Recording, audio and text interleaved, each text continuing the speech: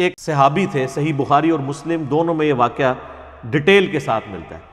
ان کا نام تھا حاطب بن ابی بلتاح رضی اللہ تعالیٰ عنہ. یہ بدری اصحاب میں سے تھے. لیکن ظاہر ہے کہ آپ کو پتہ ہے انسان تو انسان ہے، انسان کے ساتھ لفظ لگا ہوا ہے، انسان نفسانی خواہشات کی وجہ سے، دنیاوی رشتوں کی وجہ سے مغلوب ہو ہی جاتا ہے. تو بخاری اور مسلم میں ایک واقعہ آیا ہے جس کے کانٹیکسٹ میں یہ آیات نازل ہوئی ہیں.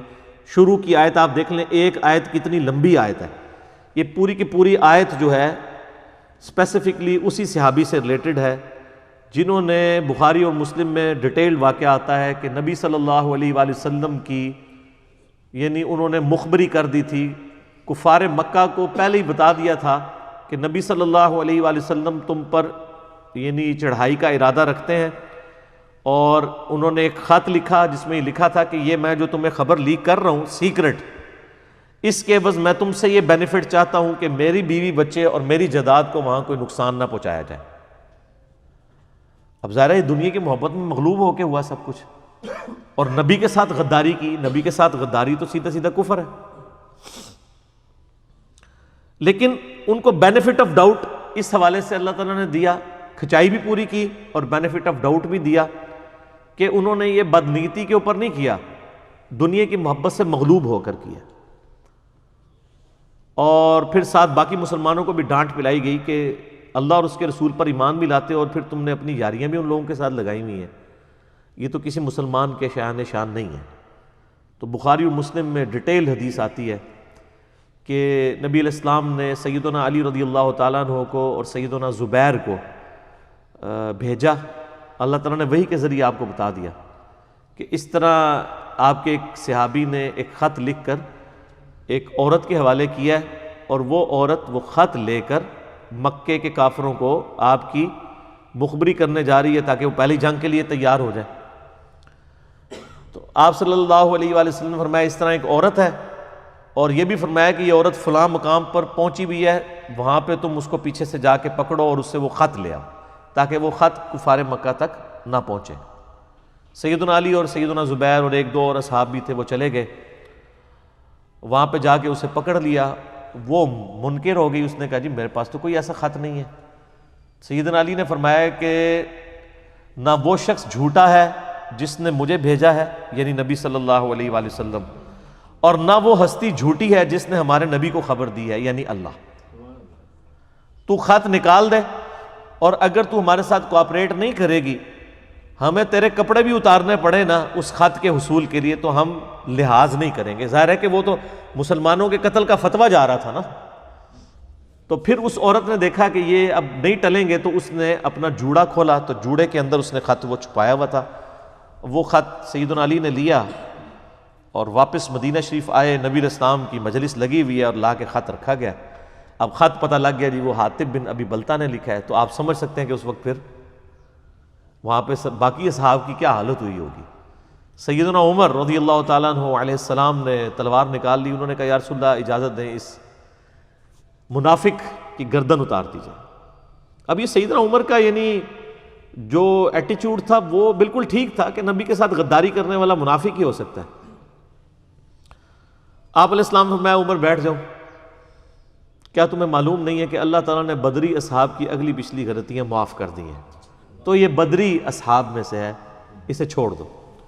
لیکن سیدنا عمر کو نبی علیہ السلام نے یہ نہیں فرمایا کہ تم نے ایک صحابی کو منافق اور کافر کہا ہے تو تم بھی توبہ کرو کیونکہ کفر تمہارے اوپر لوٹ آئے گا. یہ میں آپ کو ایک کرٹیکل ایشو سمجھانے لگا ہوں.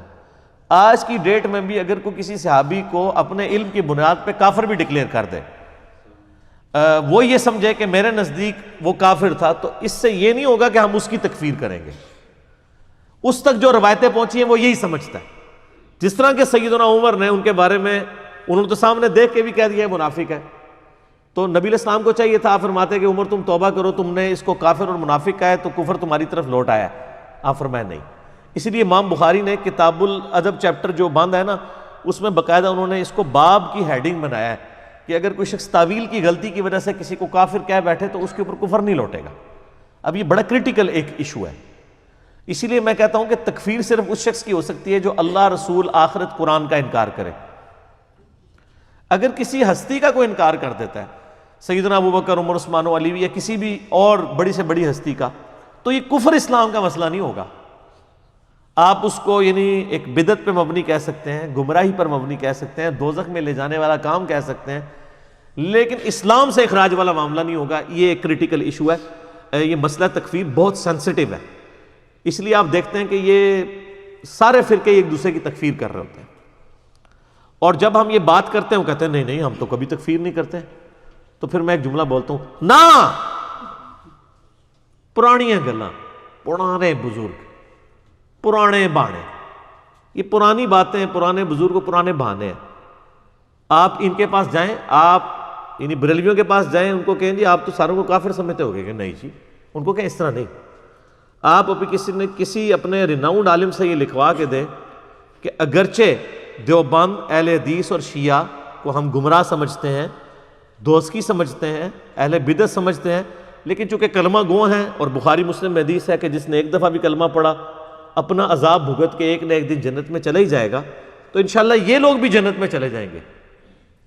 تو آپ کا کیا خیال ہے، لکھ کے دیں گے؟ تو اس کا کیا مطلب ہے؟ وہ ان کو کافر سمجھتے ہیں، لیکن ذرا قانونی پریشر کی وجہ سے، معاشرتی جو سوشل ایک پریشر ہے اس کی وجہ سے کہتے نہیں ہیں. یہی حال ہے دیوبندیوں کا، یہی حال ہے اہل حدیث کا، اور اہل تشیع اس میں تھوڑے سے نارمل ہیں. وہ تو میں نے آپ کو بتایا، آپ جا کے خود بھی چیک کر لیں، وہ تکفیر نہیں کرتے. ان کے نزدیک اہل سنت گمراہ ہیں، اس کے باوجود وہ کہتے ہیں کہ ہم ان کو کافر نہیں سمجھتے. لیکن باقی جتنے بھی اہل سنت کے مکاتبہ فکر ہیں وہ آپس میں ایک دوسرے کو مسلمان ماننے کے لیے تیار نہیں ہیں. اور پریکٹیکلی آپ چیک بھی کر سکتے ہیں، لیکن چیک کرنے کا ٹیسٹر یہ والا ہے جو میں بتا رہا ہوں، دوسرے والا نہیں. اس میں تو وہ آپ کے ساتھ تقیہ کر جائیں گے. تو اس کا مطلب ہے کہ ان لوگوں نے یعنی دین کو اپنے گھر کی لونڈی سمجھا ہوا ہے، اور جس کا دل کرتا ہے جس کے اوپر کفر کا فتویٰ لگا دیتا ہے. یہ کفر کا فتویٰ لگانا بہت مشکل کام ہے. کسی ایسے شخص کو جو اپنے آپ کو مسلمان کلیم کرتا ہو، اللہ، رسول، آخرت، قرآن، ختم نبوت کا انکار نہ کرتا ہو، اپنی تمام گمراہیوں کے باوجود آپ اس کو اسلام سے نہیں نکال سکتے. یہ کام اللہ کا ہے یا اس کے پیغمبر کا ہے. کسی شخص کو اس طرح قانون ہاتھ میں لینے کی جو ہے نا وہ اللہ تعالیٰ نے اجازت مرحمت نہیں فرمائی. اللہ اللہ